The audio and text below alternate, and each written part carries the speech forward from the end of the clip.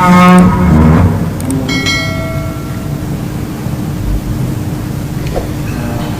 ားလုံးထိုင်နိုင်ကြပါ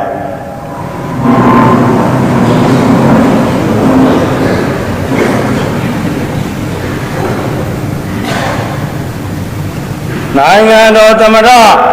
မိန့်ခွန်းပြောကြားပေးပါရန်လေးစားစွာတင်ပြပါတယ်ခင်ဗျာ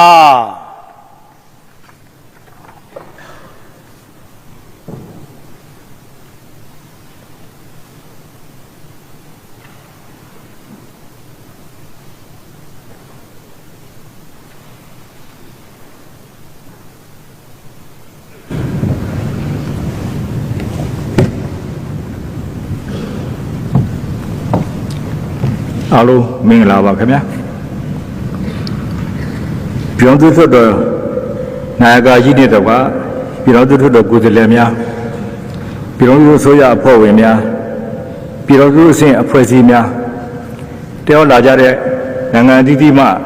ကိုယ်စားလှယ်တော်များမြန်မာနိုင်ငံအခြေစိုက်နိုင်ငံခြားတန်ရိုးများမှတာမကြီးများတန်တမာများတယောက်လာကြတဲ့သူများနဲ့မြန်မာနိုင်ငံသူနိုင်ငံသားများအားလုံးကိုယ်စိတ်နှပြချမ်းသာချမ်းသာပြီးကျက်တည်မင်္ဂလာအပေါင်းနဲ့ပြည့်စုံကြပါစေလို့ဥစွာဆုမွန်ကောင်းတောင်းရင်နှုတ်ဆက်တာအပ်ပါတယ်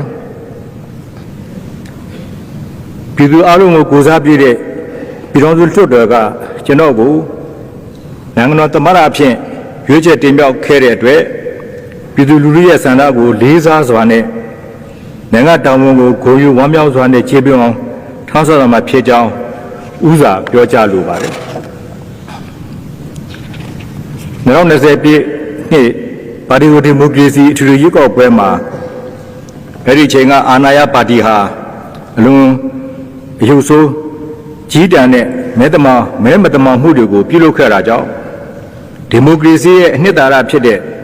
တရားမျှတပြီးစစ်မှန်တဲ့ရွေးကောက်ပွဲတစ်ခုမဖြစ်ခဲ့ပဲပါတီဒီမိုကရေစီစနစ်ကိုပြည့်ဝန်းစေတဲ့မျိုးသားတဲ့နိုင်ငံရေးတရက်ကိုလှုပ်ဆောင်ခဲ့ပါတယ်တမ္ပတော်နေတဲ့နိုင်ငံရေးပါတီများနဲ့ပြည်သူလူထုရဲ့ဆန္ဒနဲ့ညီတရားဥပဒေတိုင်းအေးချမ်းစွာဖြည့်ရှင်းနိုင်ဖို့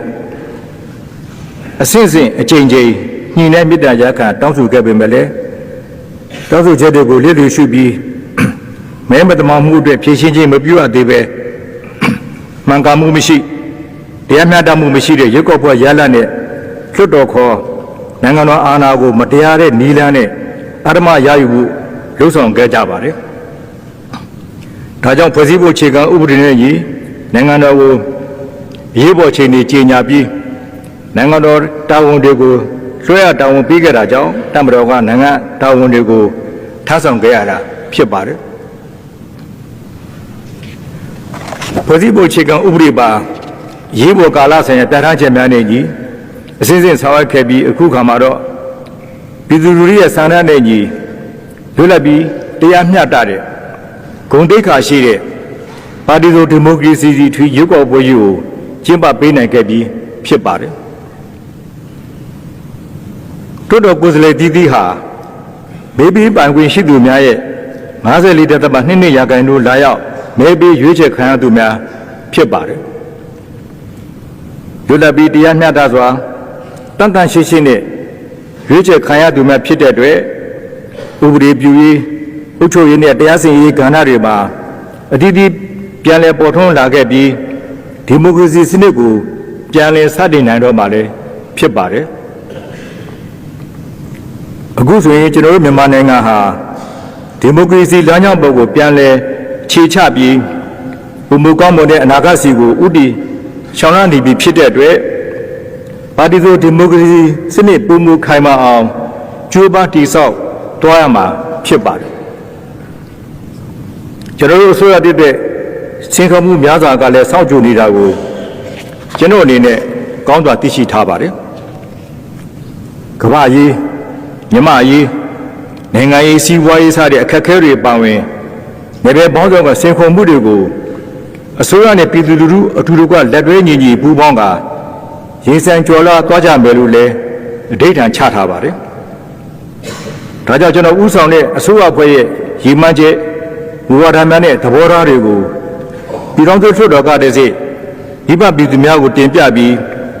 နိုင်ငံနဲ့ပြည်သူအကျိုးကိုထိရောက်အောင်မြင်အောင်ဆောင်ရွက်သွားမှာဖြစ်ကြောင်းပြောကြားလိုပါတယ်ကျွန်တော်တို့ဆိုရတဲ့အနေနဲ့စစ်မှန်ပြီးစည်းကမ်းပြည့်ဝတဲ့ပါတီစုံဒီမိုကရေစီစနစ်ခိုင်မာစေရေးဒီမိုကရေစီနဲ့ဖက်ဒရယ်စစ်ကိုအခြေခံတဲ့ပြည်ထောင်စုတည်ဆောက်ရေးဆိုတဲ့ရည်ရွယ်ချက်လုပ်ငန်းစဉ်တွေကိုဆက်လက်အကောင့်ထဲပေါ်ဆောင်ရွက်သွားမှာဖြစ်ပါတယ်ဒီလိုဆောင်ရွက်တဲ့အခါမှာလည်းငြိမ်းချမ်းရေးဒီမိုကရေစီနဲ့အမျိုးသားပြန်လည်တည်မြဲရေးတို့ကိုဘက်ဆိုလွှမ်းခြုံဆောင်ရွက်နိုင်ဖို့အတွက်ပြည်ထောင်စုတိုင်ပင်ခံကောင်စီဥပဒေနဲ့ညီပြည်ထောင်စုတိုင်ပင်ခံကောင်စီကိုလည်းဖွဲ့စည်းတာဝန်ပေးရဆောင်ရွက်သွားမှာလည်းဖြစ်ပါတယ်ပြည်ထောင်စုတိုင်ပင်ခံကောင်စီအနေနဲ့ဥပဒေမှာပြဋ္ဌာန်းထားတဲ့အတိုင်းပြည်ထောင်စုရဲ့လုံခြုံရေးနဲ့တရားဥပဒေဆိုင်ရာကိစ္စရပ်တွေနိုင်ငံတကာဆက်ဆံရေးဆိုင်ရာကိစ္စရပ်တွေငြိမ်းချမ်းရေးဆိုင်ရာကိစ္စရပ်တွေဥပဒေပြဋ္ဌာန်းရေးဆိုင်ရာကိစ္စရပ်တွေကိုနိုင်ငံတော်ဆိုရတာအကြံပေးတာတွေကိုအကောင့်ထဲပေါ်ဆောင်ရွက်တွားရမှာဖြစ်ပါတယ်ကျွန်တော်တို့ဆိုရအနေနဲ့ပြည်ထောင်စုသမ္မတမြန်မာနိုင်ငံတော်ဖွဲ့စည်းပုံအခြေခံဥပဒေ2008ခုနှစ်မှာပြဋ္ဌာန်းထားတဲ့ဖက်ဒရယ်ဆိုင်ရာပြဋ္ဌာန်းချက်တွေကိုထိရောက်အောင်အကောင့်ထဲပေါ်ဆောင်သွားမှာလည်းဖြစ်ပါတယ်အထက်မှာတင်ပြခဲ့သလိုဒီမိုကရေစီနဲ့ဖက်ဒရယ်စစ်ကိုအခြေခံတဲ့ပြည်ထောင်စုကြီးတည်ဆောက်ဖို့ဆိုရင်ငြိမ်းချမ်းရရှိဖို့မဖြစ်မနေလိုအပ်တဲ့အတွက်နိုင်ငံတို့မှာရှိတဲ့နိုင်ငံရေးပါတီများတိုင်းဒေသပြည်သူများနဲ့တိုင်းဒေသအဖွဲ့အစည်းအားလုံးအကျိုးတူပူးပေါင်းပါဝင်ဆောင်ရွက်ပြီးဒီမိုကရေစီနဲ့ဖက်ဒရယ်စစ်ကိုအခြေခံတဲ့ပြည်ထောင်စုကိုဖော်ဆောင်ဖို့ကြိုးပမ်းသွားမှာဖြစ်ပါတယ်တနင်္ဂနွေပြည်ခတိုက်ခိုက်မှုရစရေးသဘောတူစာချုပ် NCA အပိုက်25အရပြည်ထောင်စုငြိမ်းချမ်းရေးညီလာခံမှာဆွေးနွေးသဘောတူချုပ်ဆိုထားတဲ့ပြည်ထောင်စုသဘောတူစာချုပ် Union Accord အစိတ်အပိုင်း1 2နဲ့3တို့ကို NCA အပိုက်20စာတို့နဲ့ညီ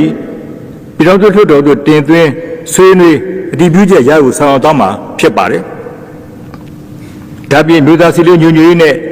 ငြိမ်းချမ်းရေးဖော်ဆောင်မှုညှိနှိုင်းရေးကော်မတီ NSPNC နဲ့ NCA လက်မှတ်ရေးထိုးထားတဲ့တိုင်းဒေသလက်နက်ကိုင်အဖွဲ့များနိုင်ငံရေးပါတီအစုအဖွဲ့များဖွဲ့စည်းပုံအခြေခံဥပဒေပြင်ဆင်ရဆွေးနွေးသဘောတူညီထားတဲ့အချက်43ချက်ကိုလည်းပြည်ထောင်စုလွှတ်တော်သို့တင်သွင်းဆွေးနွေးသွားမှာဖြစ်ပါတယ်နိုင်ငံရဲ့အနာဂတ်အတွက်အဓိကကျတဲ့ပညာရေးကဏ္ဍနဲ့ကျန်းမာရေးကဏ္ဍကိုအခြေခံအကဆလို့ပြည့်တင်ပေးသွားမှာဖြစ်ပါတယ်မိမိတို့ရဲ့ကလေးတွေကျောင်းသားကျောင်းသူတွေလူငယ်တွေမှာနိုင်ငံတကာအဆင့်မီပညာရေးကိုရရှိဖို့နဲ့ပြည်သူတိုင်းကျန်းမာရေးစောင့်ရှောက်မှုအရေတကူရရှိစေဖို့အတွက်ဆောင်ရွက်သွားမှာဖြစ်ပါတယ်ကျွန်တော်တို့နိုင်ငံဟာလူလိုက်ရရှိခဲ့တဲ့အခြေခံဆလို့ခေတ်ဆက်ဆက်ဖြစ်ပွားခဲ့တဲ့လက်နက်ကိုင်ပဋိပက္ခတွေကြောင့်နေဆက်ဒေသတွေအပါအဝင်ချို့ဒေသတွေမှာပညာသင်ကြားကိုတွေဆုံးရှုံးခဲ့ရပြီးပညာရေးနှိပ်ပါခဲ့ကြရပါတယ်အခုလည်းတချို့ဒေသတွေမှာဖြစ်ပွားနေတဲ့လက်နက်ကိုင်ပဋိပက္ခတွေကြောင့်ကလေးတွေရဲ့ပညာသင်ကြားကိုတွေဆုံးရှုံးနေရပါတယ်ဒါကြောင့်ပညာရေးဌာနကိုနေရာဒေသပွားချမှုမရှိတပြေးညီမြင့်တင်နိုင်ဖို့အတွက်အထူးလေးပေးဆောင်ရွက်သွားမှာဖြစ်ပါတယ်ကျွန်တော်တို့နိုင်ငံကိုခေတ်မီဖွံ့ဖြိုးတိုးတက်တဲ့ဒီမိုကရေစီနိုင်ငံတော်အဖြစ်တည်ဆောက်ရမှာထူးခြားထက်မြက်တဲ့လူ့စွမ်းအရင်းမြစ်တွေဖြစ်တဲ့အသိပညာရှင်အတတ်ပညာရှင်တွေအများကြီးလိုအပ်ပါတယ်မြန်မာတို့ဟာဉာဏ်ရည်ထက်မြက်သူတွေဖြစ်ပြီးဓမ္မတစ်လျှောက်မှာထူးချွန်ထက်မြက်တဲ့ပညာရှင်များစွာ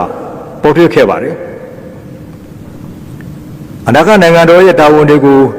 ပခုံးပြောင်းထားဆောင်ကြရမယ်မျိုးဆက်သစ်လူငယ်တွေအတွက်နိုင်ငံတကာနဲ့ရင်ပေါင်တန်းနိုင်မဲ့အတတ်ပညာရှင်အသိပညာရှင်များဖြစ်ဖို့နဲ့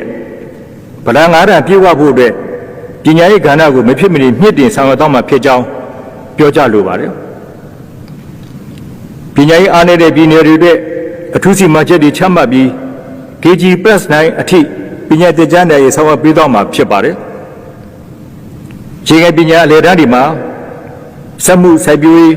မွေးမြူဘာသာအခြေခံဘာသာရပ်တွေသင်ကြားရေးနဲ့စက်မှုစိုက်ပျိုးမွေးမြူရေးထက်တန်းကျောင်းများကိုလည်းတိုးချဲ့ဖွင့်လှစ်ပေးသွားမှာဖြစ်ပြီး စိုက်ပျိုးရေးနဲ့မွေးမြူသိပ္ပံကျောင်းတွေကမှချင်းတင့်တော်တဲ့သိပ္ပံကျောင်းတွေကိုတက္ကသိုလ်ကောလိပ်စစ်မြင့်တင်ခြင်းနဲ့ Polytechnic သိပ္ပံတွေနဲ့တက္ကသိုလ်တွေတိုးချဲ့ဖွင့်လှစ်နိုင်ရေးလဲဆောင်ရွက်ပေးသွားမှာဖြစ်ပါတယ်ခေတ်မီဖွံ့ဖြိုးတိုးတက်တဲ့နိုင်ငံတစ်ခုပြည်တည်ဆောက်ရမှာပညာရေးမြင့်မားရေးနဲ့ဓာတ်တူကျမ်းမာကြံ့ခိုင်တဲ့နိုင်ငံသားများဖြစ်လာဖို့ဟာလဲဗရဏကြပါတယ်ဒီလိုသားလို့ကျမ်းမာကြံ့ခိုင်ရေးနဲ့ကျမ်းမာရေးအဆင့်မြင့်တည်ရေးလုပ်ငန်းတွေကို